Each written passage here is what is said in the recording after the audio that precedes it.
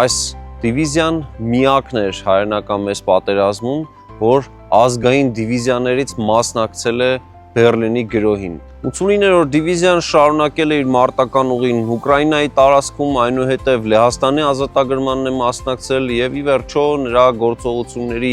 գլխավոր թատերաբեմը դառնում է Բերլինի օպերացիան։ Այստեղ պետք է նշել, որ այն կադրերը, որ ամեն տարի մենք տեսնում ենք հեռուստատեսությամբ տարբեր հեռուստաընկերությունների եթերում մայիսի 9-ին, դա հայկական Քոչարի այն կադրն է, որ մենք տեսնում ենք Բերլինի գրավումից անմիջապես հետո հենց 89-րդ դիվիզիայի մարտիկներին է պատկերում, այսինքն հենց 89-րդ դիվիզիայի մարտիկներն են այդ տեսարանի հերոսները։ Եվ ահա հենց այս գրոհի ժամանակ այդ դիվիզիան ղեկավարում էր մեր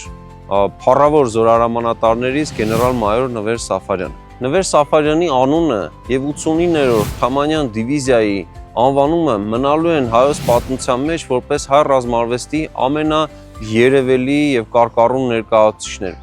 Բնականաբար այս դիվիզիայի գործիչների սխրանքները